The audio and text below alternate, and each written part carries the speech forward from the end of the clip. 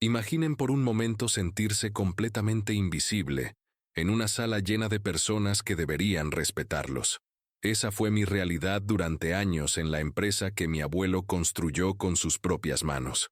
Me miraban como si fuera un niño, jugando a ser empresario, sin saber que cada humillación me estaba convirtiendo en su peor pesadilla. Lo que están a punto de escuchar es la historia de cómo la paciencia y la estrategia pueden ser más poderosas que cualquier grito en una sala de juntas. Si te gustan este tipo de historias de venganza empresarial y estrategias desde las sombras, suscríbete porque aquí siempre compartimos contenido así. Mi nombre es Sebastián Mendoza, y durante los últimos 5 años he sido el fantasma más ignorado en las reuniones ejecutivas de Mendoza Corp. A los 26 años, technically, soy el nieto del fundador y poseo un modesto 8% de las acciones que heredé cuando cumplí la mayoría de edad. Pero en esta sala de juntas, rodeado de trajes grises y egos inflados, ese porcentaje se siente más como una broma cruel que como un derecho de nacimiento. Sebastián, ¿podrías traernos más café? Me dice Ricardo Vega, el CEO que mi tío contrató hace 3 años, sin siquiera levantar la vista de sus documentos. Los otros ejecutivos sueltan risitas discretas mientras yo aprieto los puños debajo de la mesa. Vega ha convertido esta humillación en una rutina. Cada reunión, la misma petición condescendiente, el mismo tono que usarías con un becario.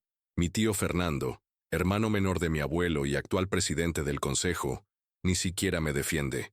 De hecho, parece disfrutar el espectáculo.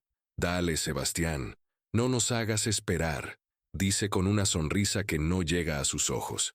Para él, yo soy el recordatorio viviente de que su hermano mayor siempre fue el favorito del abuelo. Incluso, después de muerto, me levanto en silencio, recojo las tazas vacías y camino hacia la pequeña cocina adyacente a la sala de juntas. Pero mientras preparo el café, escucho cada palabra de lo que discuten sin mí. Están planeando vender la división de tecnología, la parte más innovadora de la empresa, a una corporación extranjera por una fracción de su valor real. El motivo es simple.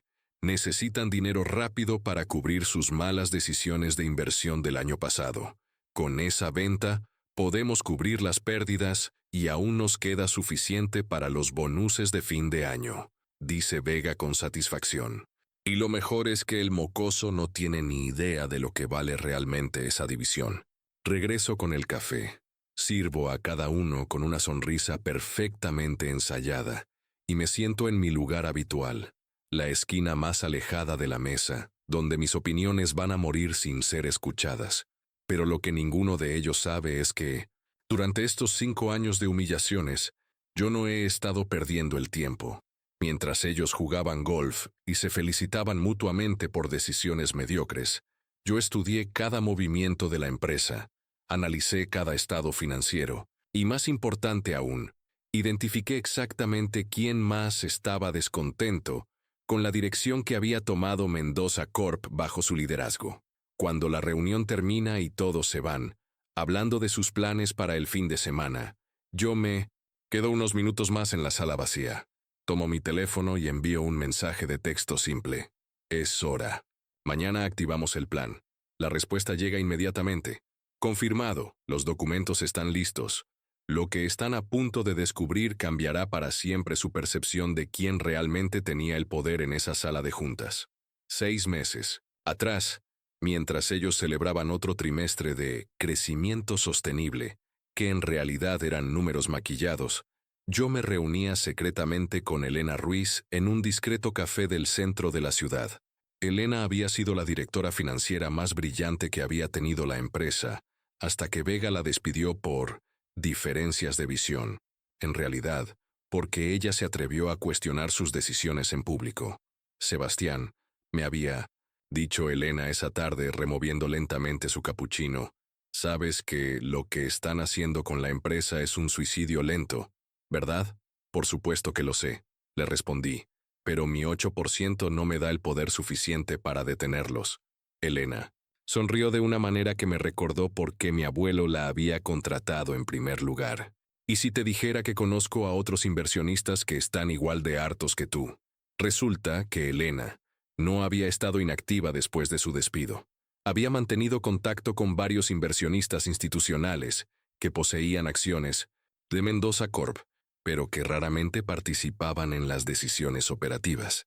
Estaban preocupados por la dirección de la empresa, pero no tenían la información interna necesaria para actuar. La familia Torretti posee el 12%, me explicó Elena. Los herederos prácticamente han olvidado que tienen esas acciones, pero la matriarca, doña Carmen, sigue muy atenta a los reportes trimestrales. No está nada contenta con el rendimiento de los últimos 2 años. Durante las siguientes semanas, Elena y yo desarrollamos una estrategia meticulosa. Yo sería los ojos y oídos dentro de la empresa, documentando cada decisión cuestionable, cada conflicto de interés, cada mentira disfrazada en los reportes oficiales. Elena se encargaría de construir la coalición externa. Mi papel era particularmente cruel. Tenía que seguir siendo el nieto inútil en las reuniones, aceptando cada humillación mientras secretamente grababa conversaciones y fotografiaba documentos confidenciales.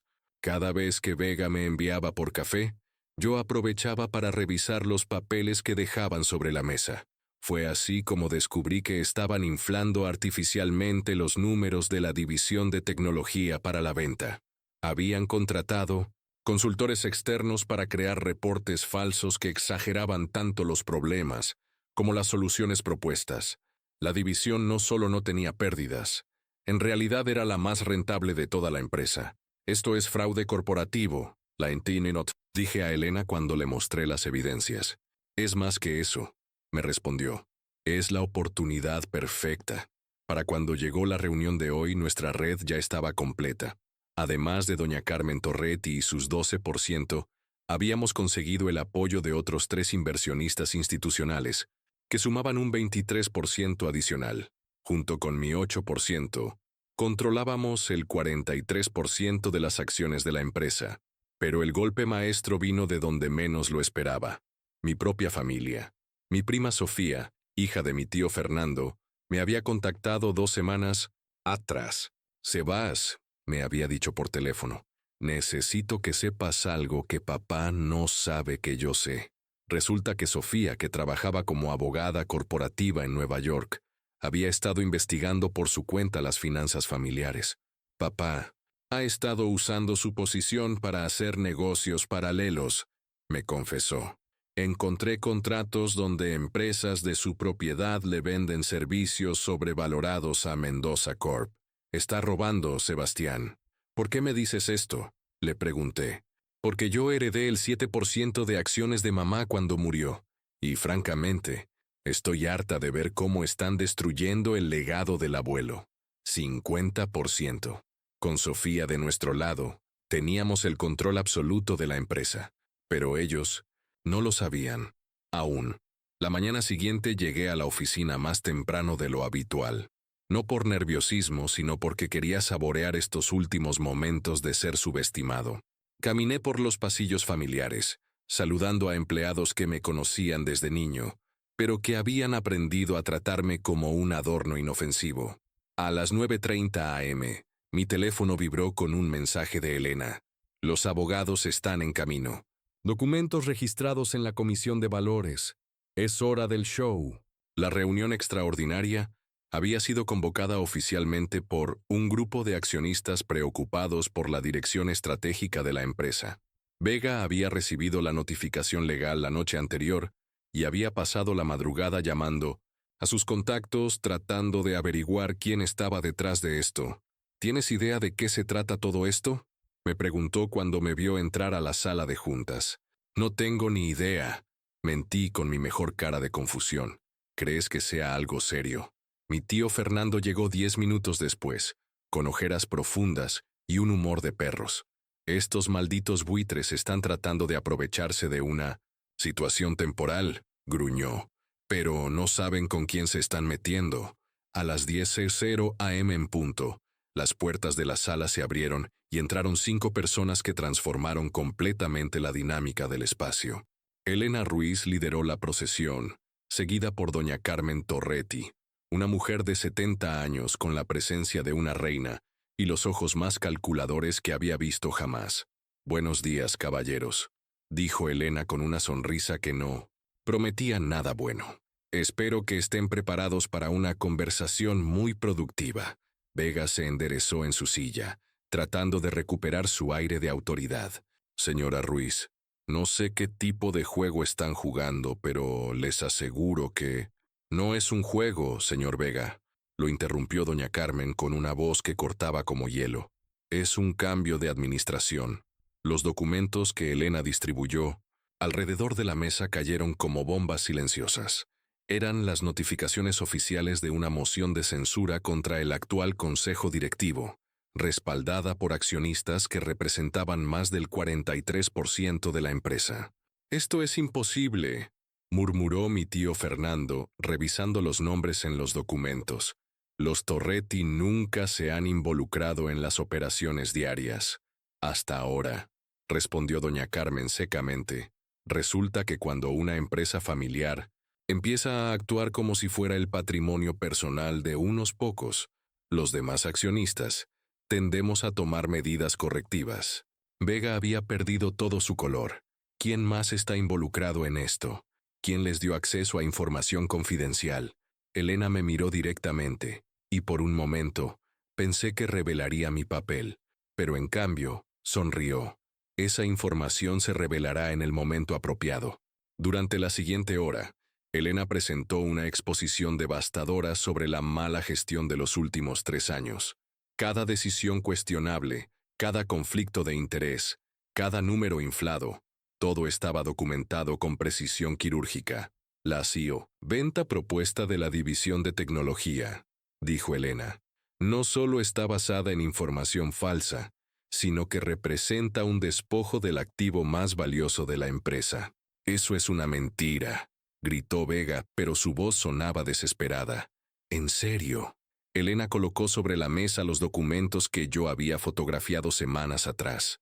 «Porque aquí están los reportes reales de la división, no las versiones editadas que presentaron a los compradores potenciales». El silencio que siguió fue absoluto. Incluso yo, que sabía lo que venía, sentí el peso del momento. Pero la verdadera bomba aún no había estallado.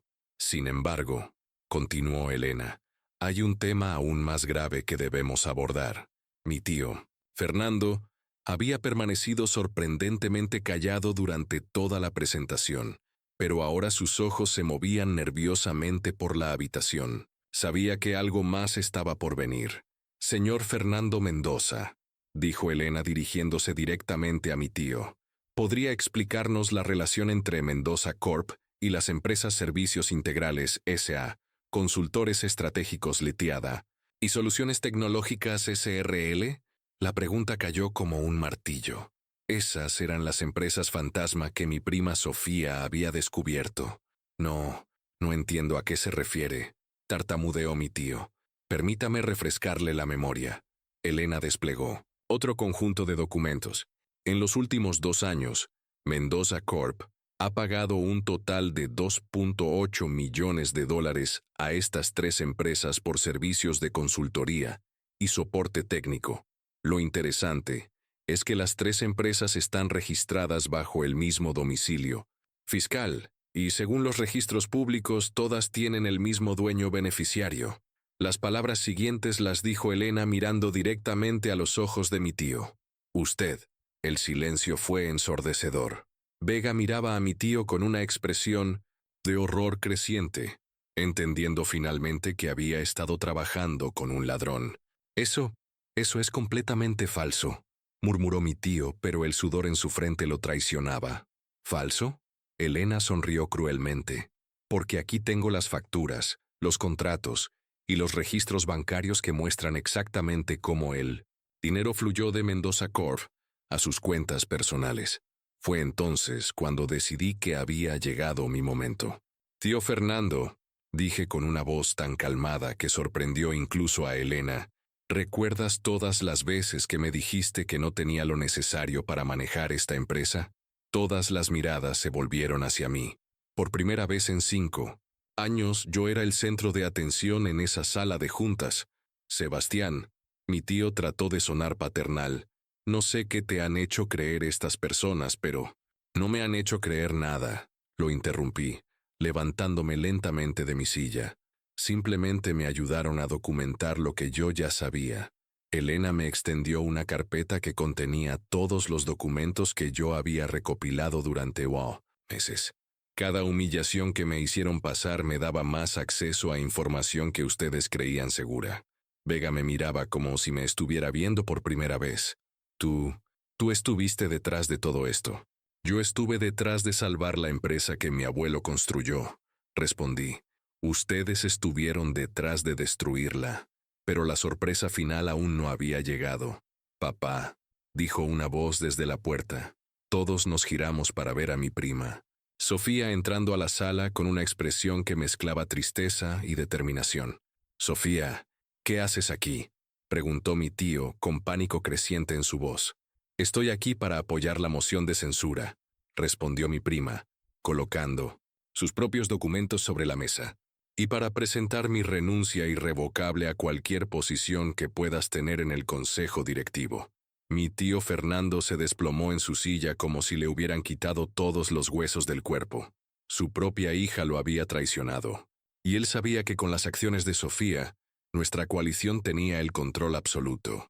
El nuevo consejo directivo, anunció Elena, estará compuesto por representantes de los accionistas mayoritarios, y propone como nuevo CEO a alguien que ha demostrado tener tanto la visión como la integridad necesarias para dirigir esta empresa hacia el futuro. Me miró directamente. Sebastián Mendoza, ¿acepta usted la posición de director ejecutivo de Mendoza Corp? Por un momento, el silencio fue total. Luego, con una sonrisa que había estado ensayando en secreto durante 5 años, respondí. Acepto. La venganza, resultó. Sabía exactamente cómo me había imaginado. Dulce, fría y absolutamente satisfactoria. 3 meses después, me encuentro sentado en la misma sala de juntas, pero esta vez en la cabecera de la mesa. Los cambios han sido radicales y, debo admitir, profundamente satisfactorios. Ricardo Vega fue despedido el mismo día de la votación. Inicialmente trató de negociar una indemnización generosa, pero cuando Elena le presentó las evidencias de su participación en el esquema de mi tío, decidió que era mejor desaparecer silenciosamente. Escuché que ahora vende seguros de auto en una ciudad pequeña. Honestamente, es un trabajo más adecuado para sus habilidades. Mi tío Fernando enfrentó consecuencias más severas.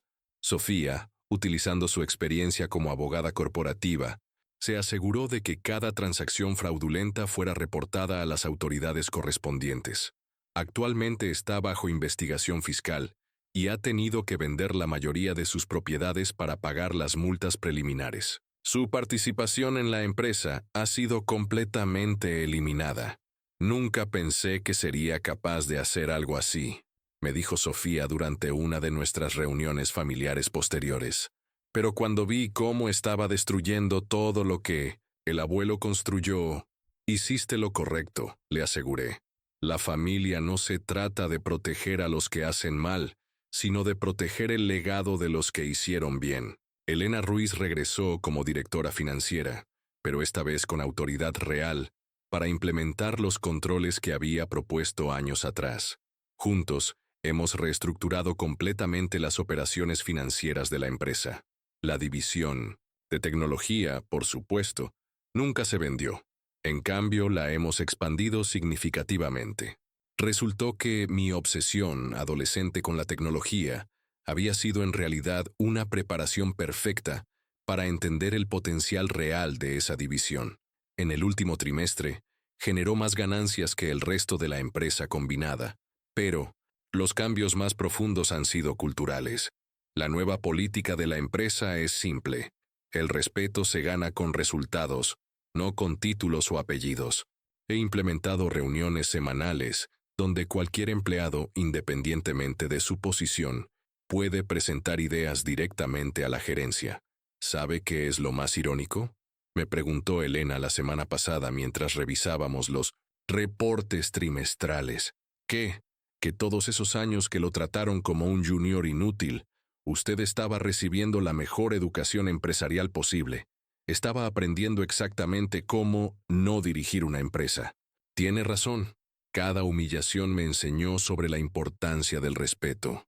Cada decisión estúpida que presencié me mostró el valor de la planificación cuidadosa. Cada mentira que documenté me recordó por qué la transparencia es fundamental. Doña Carmen Torretti se ha convertido en una mentora inesperada. La paciencia, me dijo durante una cena reciente, es la virtud más subestimada en los negocios. Los jóvenes quieren resultados inmediatos, pero el poder real se construye lentamente, como los cimientos de una catedral. Esta mañana recibí una llamada inesperada. Era mi antiguo profesor de administración de empresas, el doctor Herrera. Sebastián, me dijo, he estado siguiendo lo que pasó con Mendoza Corp. ¿Estarías interesado en dar una conferencia a mis estudiantes sobre estrategia empresarial? ¿Sobre qué aspecto específicamente?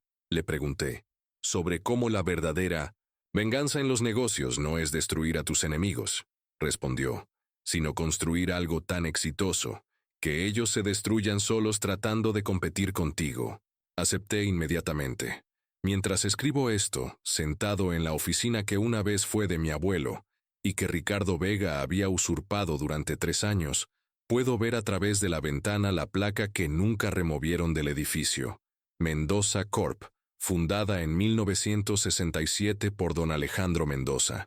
Mi abuelo construyó esta empresa con integridad, trabajo duro y respeto por las personas. Durante unos años, casi la perdemos por culpa de la avaricia y la arrogancia, pero ahora está de vuelta en las manos correctas. Y la próxima vez que alguien me pida que vaya por café en una reunión, les diré que claro, pero será en mi oficina, siendo yo quien dirija la junta. Después de todo, el mejor tipo de venganza es el éxito.